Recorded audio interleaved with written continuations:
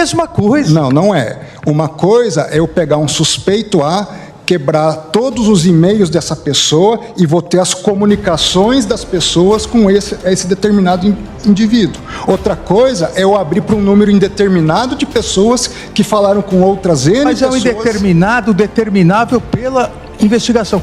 Eu gostaria que Vossa Excelência apontasse, porque essa é a importância da discussão, apontasse aonde estão sendo feitos abusos na prática pela polícia. Não estão sendo feitos.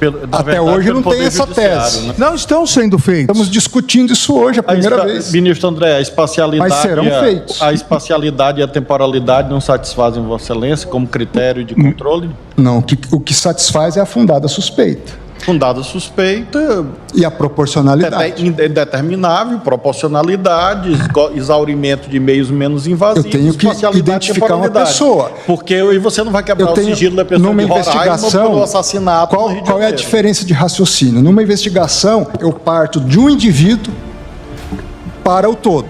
Eu estou querendo partir do todo para achar um indivíduo. Esse é o raciocínio que a gente precisa fazer. Eles tentaram abafar o caso a todo custo nos bastidores, mas o que o ministro André Mendonça acabou de fazer mudou completamente o jogo em Brasília. Uma decisão drástica pegou todo mundo de surpresa e deixou a cúpula do governo em absoluto pânico. Diante do não acolhimento da minha parte ao segundo item da tese do ministro Alexandre, o enunciado passaria a ser agora, desse que hoje é o terceiro item, ter a seguinte redação: o compartilhamento ou acesso de dados pessoais ou outras informações eventualmente guardadas pelo provedor e que possam contribuir para a identificação do usuário ou do terminal somente é possibilitado quando demonstrada a proporcionalidade da medida, necessidade, adequação e proporcionalidade em sentido estrito, e b, a existência de razões prévias capazes de caracterizar fundada suspeita.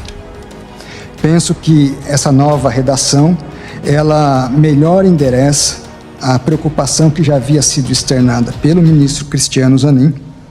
Salvo engano, Vossa Excelência falou em proporcionalidade. Exatamente. Né? Com a qual eu, à época, também manifestei concordância com essa preocupação acerca da necessidade de se delimitar o universo de pessoas sobre as quais se possa recair a diligência a partir da indicação prévia de um elemento comum de suspeição. Esse é o traço que, a meu ver, se afigura capaz de justificar, em tese, a adoção da medida. Chegou ao conhecimento, a partir de memoriais que me foram trazidos pelo Google, por exemplo, de que alguns juízes, já no curso do julgamento, estavam adotando técnicas investigatórias também, ou autorizando medidas dessa natureza. Então, por exemplo, em casos de furtos, de roubos, autorizando averiguação na internet de pessoas indeterminadas, genérica, mas que teriam pesquisado algo correlacionado ao furto ou ao roubo correspondente. Aplicando as balizas, assim agora passo a análise do caso concreto. Ministro André, me permite só uma intervenção? Nessa linha que Vossa Excelência acaba de mencionar, me parece, até a partir de uma reflexão melhor, que seria importante registrar que só seria possível utilizar esse meio de investigação se não houver outro meio menos invasivo. Esse é um meio extremado. Então, acho que dentro da proporcionalidade que discutimos na última sessão, a inexistência de um meio menos invasivo também penso que seria um aspecto importante, assim como determinações geográficas e temporais de busca, que são outros critérios que poderiam ser também adotados para que não haja justamente essa pescaria probatória que Vossa Excelência se referiu. Eu estou, aproveitando a parte, eu estou preocupado com essa situação. Ano passado, mês de novembro, salvo engano, tive num congresso na Espanha só de processo penal, só com os catedráticos de processo penal. Fui convidado a falar e, sem citar o caso especificamente, eu problematizei essa circunstância. E como era um congresso muito restrito, cerca de 40 pessoas, mesmo os catedráticos que estavam presentes viram isso como uma dificuldade, não conseguiram dar uma resposta, vamos dizer assim, num primeiro momento, porque com receio do escopo e da abrangência que uma medida dessa natureza pode ensejar. E lembrando que nós estamos decidindo, não um caso especificamente, nós estamos estabelecendo um padrão para toda a investigação em todo o país, tanto para a atuação das polícias, Ministério Público. Permite, ministro André? Por favor, ministro Alexandre. Essa é a minha preocupação também, porque, veja, nós não podemos pegar a patologia e estabelecer um padrão que vai atrapalhar as investigações importantes. Não, nós temos que tomar muito cuidado. Nós não podemos pegar um caso de um juiz que excepcionalmente determina para a questão de furto, achar que isso é a regra e, em virtude disso, proibir ou dificultar tanto uma forma de investigação que hoje é usada no mundo todo para combate à pedofilia, pornografia infantil pela internet, sequestro. Não, me permite? Só para concluir, esse é o grande problema. Porque se nós começarmos a colocar isso, aquilo, pensando na patologia, pode dar pesca probatória. No caso concreto, se analisa se foi pesca probatória.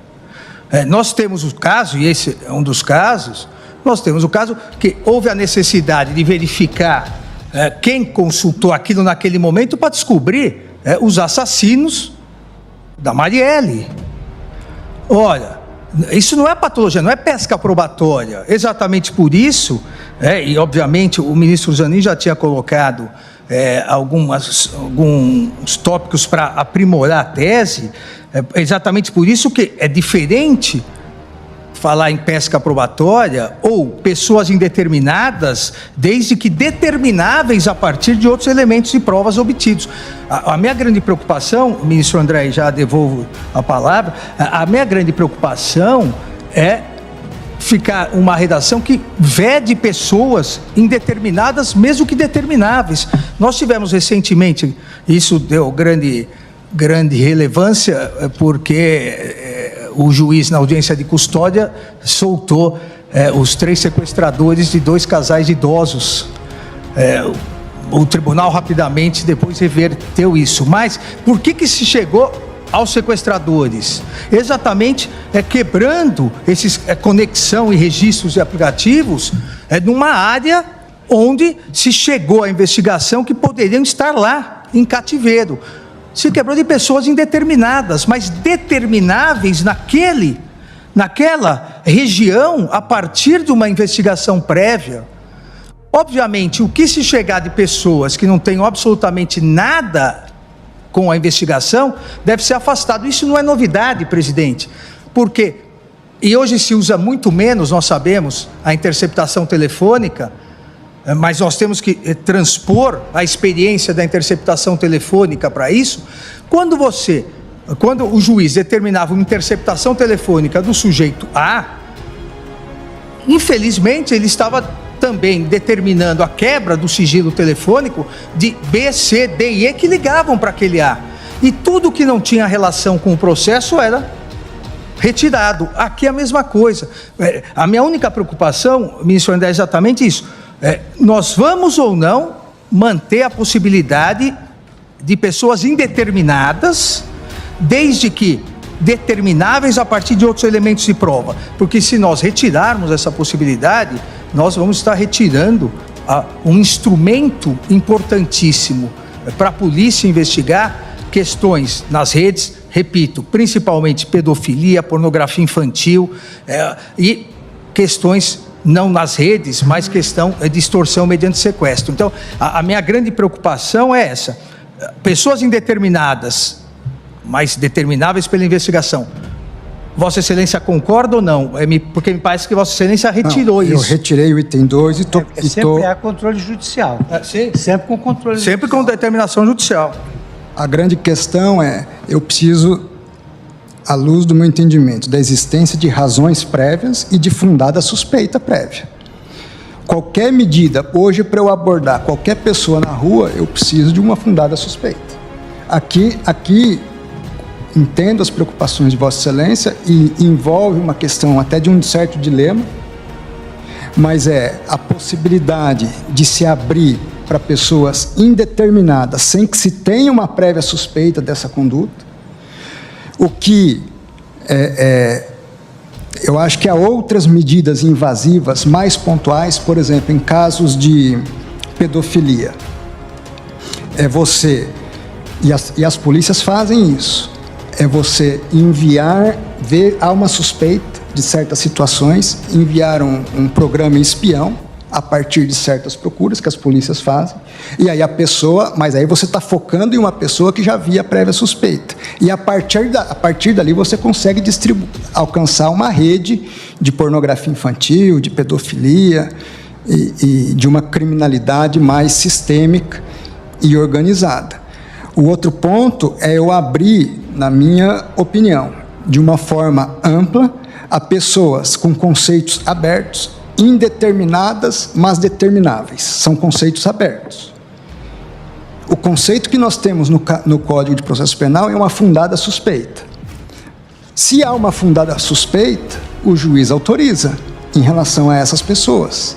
E, logicamente, que a partir dessa pessoa, outras quebras podem ser feitas. Ministro André, permite, mas o grande problema é que há a fundada suspeita de que naquela região, e há provas, estão os sequestradores. A polícia precisa desse meio de prova. Ela não sabe quem é o sequestrador. Então, é totalmente diferente, com devido respeito, da comparação com a revista íntima, porque a revista íntima, a pessoa está entrando. A polícia não sabe ainda quem é o sequestrador. A polícia não sabe ainda quem é o homicida, mas chegou numa determinada investigação que a polícia sabe que cruzando esses dados vai chegar. Não é possível nós retirarmos isso da polícia. Vamos lá, vamos quebrar um sigilo dessa natureza. E longe de mim dizer que a questão é simples. Ministro, mas vamos quebrar o concreto. Pois não. Por exemplo, no caso dessa vereadora, o que se fez foi uma busca, essa pesquisa, em todos aqueles que ingressaram na rede mundial de computadores para pesquisar naquela área. O nome dela. Então, o nome, essa necessidade. Os horários, a agenda dela. Ou seja, todos os brasileiros. Antes dela ser. Todos os brasileiros que fizeram a pesquisa e tem um período posterior ainda no pedido. Ainda alcança um período posterior, logo após. Mas ou seja, todo mundo depois do homicídio foi lá e fez a pesquisa. Não, foi quem pesquisou, não só o roteiro dela, não só a agenda dela, como posteriormente pesquisou as câmeras do local. Qual o interesse de pessoas em saber câmeras do local? É um método investigativo importante. Dúvida honesta. O caso Marielle, a princípio, está resolvido. Fez uma delação. Está em julgamento. Não, está em julgamento. De investigação está resolvido. Não, até porque nós sabemos que ninguém pode ser condenado somente pela delação. Então, as provas estão sendo validadas. Esse instrumento de prova é importantíssimo, não só para o caso Marielle. Mas em relação aos acusados... Para o caso do sequestro desses 3 idosos...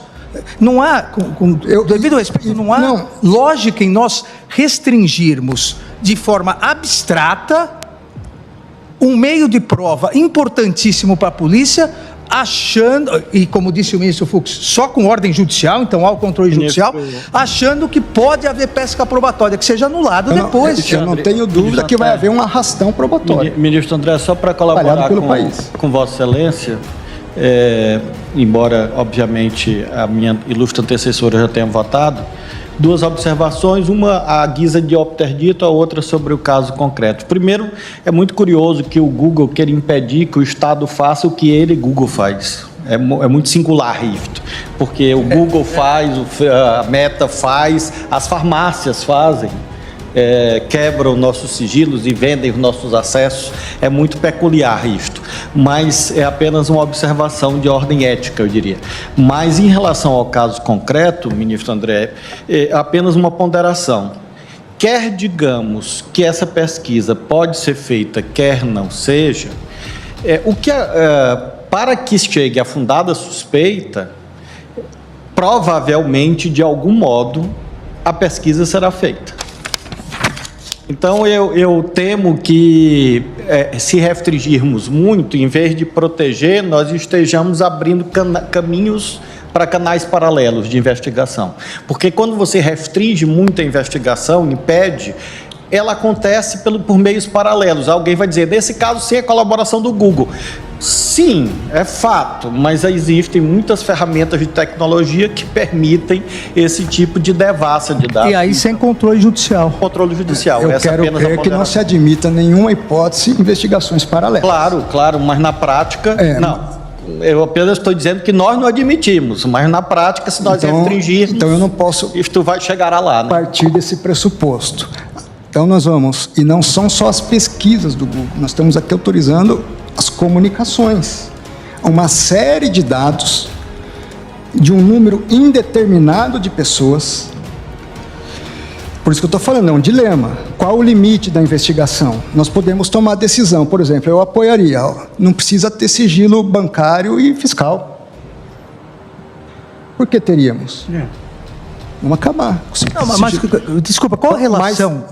Qual a relação disso com o que nós estamos discutindo? Nenhuma. A relação é gigante. Nenhuma. Porque eu estou invadindo as comunicações das pessoas. Não, mas há uma investigação prévia que aponta essa necessidade. Não tem nenhuma relação com acabar com o sigilo bancário das pessoas. Nenhuma relação. Eu, quando faço uma quebra dessa natureza, eu pego tudo. Eu pego o que tem de bom, o que tem de ruim, o que tem de intimidade, o que tem correlação com o crime específico, o que não tem. Quando se faz uma interceptação telefônica também.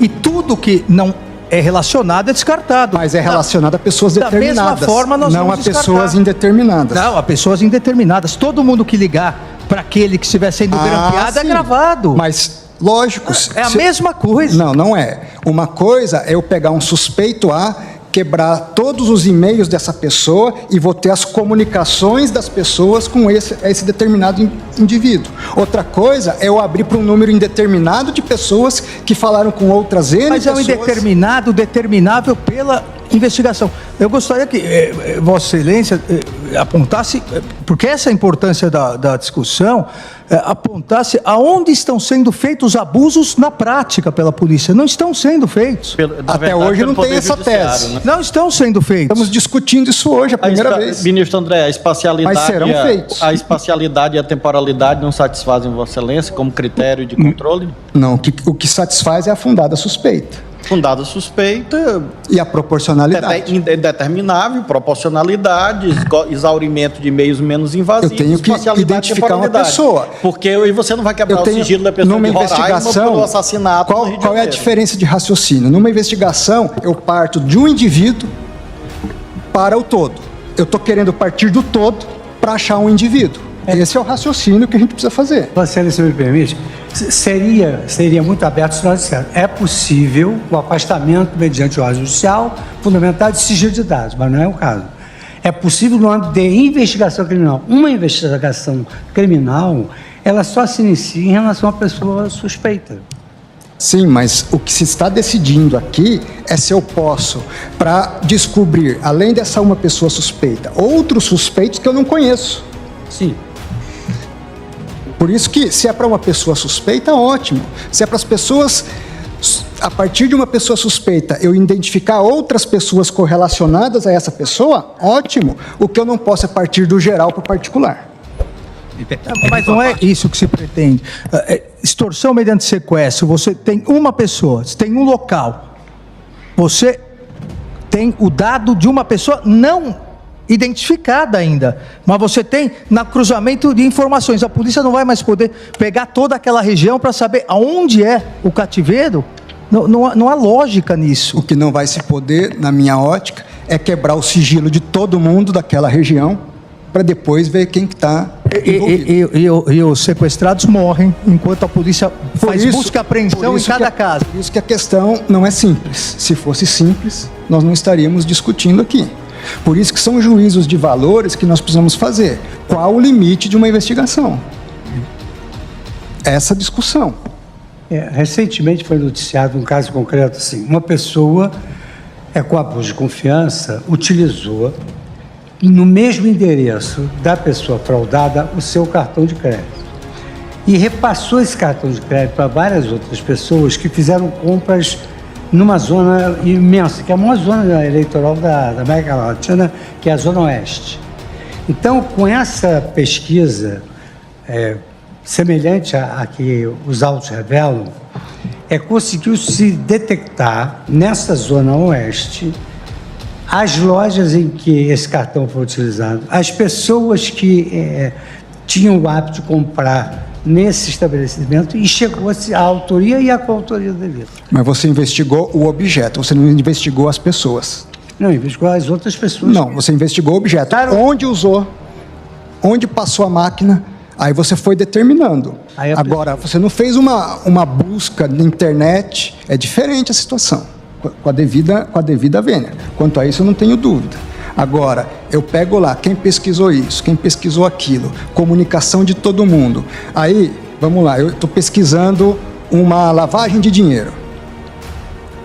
Nesse mundo de pessoas indeterminadas, eu encontro de tudo. Eu encontro lavagem, eu encontro um sequestro, eu encontro um furto, eu encontro de tudo.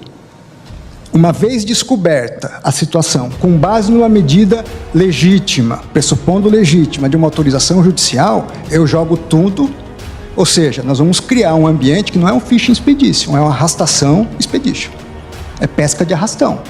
Podemos tomar essa decisão? Podemos, precisamos saber das consequências para outros pilares que nós também formam um equilíbrio dentro do Estado Democrático de Direito.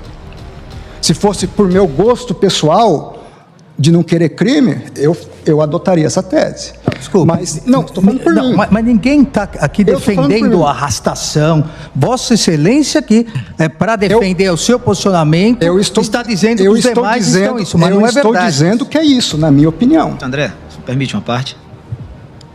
Pois não, ministro. Permite.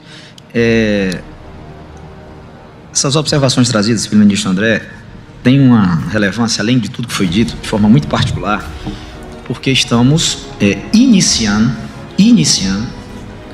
uma discussão que é extremamente acalorada em todo o planeta em relação à possibilidade de quebra de sigilo em relação ao grupo indeterminado de indivíduos. E essa preocupação que ele tem transmitido ao ministro Fux.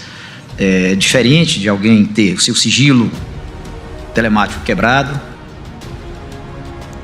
e ali advier uma série de comunicações com aquela pessoa.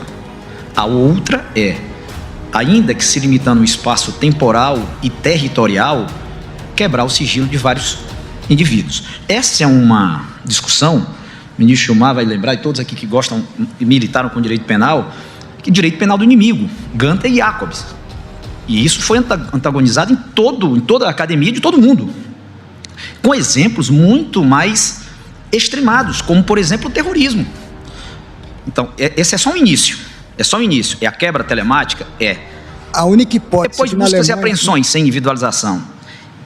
Sigilo telefônico. Quer dizer, nós estamos abrindo uma brecha para chegar até onde? A ministra Rosa, no voto dela, ela disse, não, tem que ser individualizado.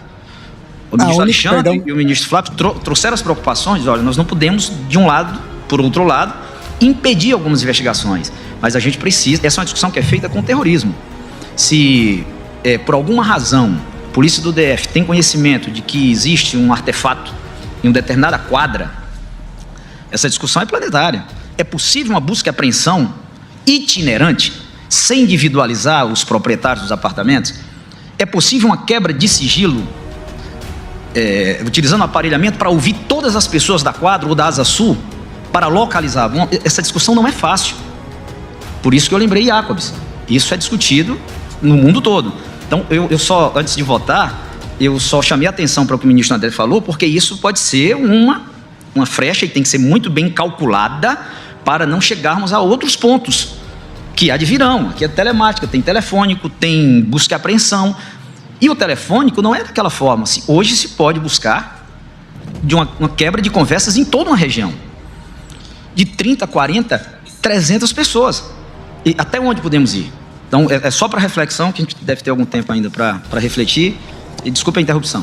Não, agradeço. Eu, finalizando, senhor presidente, eminentes ministros, no caso concreto, aplicando as balizas até aqui apontadas, à luz do caso concreto, eu acompanho a eminente ministra relatora, a ministra Rosa Weber, dando provimento ao recurso extraordinário para conceder a ordem mandamental e, em consequência, cassar o item 5 da decisão proferida em 27 de agosto de 2018 pelo juízo da 4ª Vara Criminal da Comarca do Rio de Janeiro, capital, facultando-se que outra seja proferida desde que observados os limites formais e materiais dos direitos fundamentais, a privacidade, a proteção de dados pessoais e ao devido processo legal, de acordo com as balizas que estabeleço no meu voto. Ou seja, tem que haver fundada suspeita prévia e essa proporcionalidade. Quando o ministro Zanin coloca não haver outros elementos menos invasivos, está coberto de razão.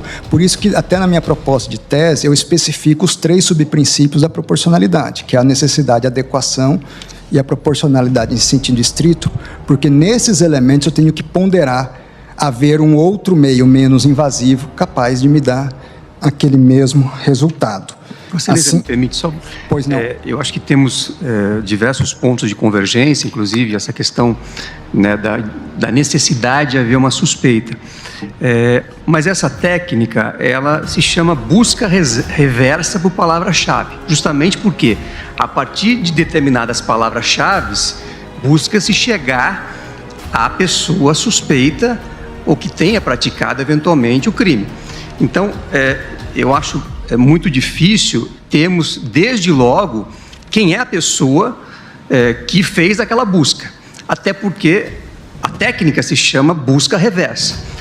Então, eu concordo com Vossa Excelência em diversos pontos. Apenas diviso e acompanho a posição do ministro Alexandre sobre essa questão da indeterminabilidade, porque, usando essa técnica, desde que haja critérios proporcionais, ou seja, no caso concreto, a busca foi por palavras que tinham total conexão com o crime que se buscava elucidar. Era Marielle Franco, vereadora Marielle, agenda da vereadora Marielle, Casa das Pretas, Rua dos Inválidos. Então, e num período determinado também, referente à data ali próxima ao crime. Então, com esses elementos, eu acho que é possível verificar se há ou não proporcionalidade na medida que foi decretada. Permite-me, ministro Zanin, exatamente o que poderíamos complementar é que a autoridade policial, ao pleitear essa busca reversa, tem que fundamentar a necessidade, isso sim. Mas se nós não permitirmos pessoas indeterminadas, mas determináveis por esses requisitos, esse meio de investigação acabou. O Brasil vai ser o único país do mundo que não vai usar esse meio de investigação. Não, onde se usa? Não, ao contrário. Acho que o país será o primeiro país do mundo a usar esse tipo de investigação com essa amplitude que nós estamos dando. Eu atesto isso. Na Alemanha, por exemplo, é só em caso de terrorismo. Por exemplo. Então, dizendo o seguinte, qual é a grande diferença, então, ministro Zanin, por exemplo, aproveitando a sua consideração? Eu entendo que o elemento determináveis tem que ser substituído por fundada suspeita.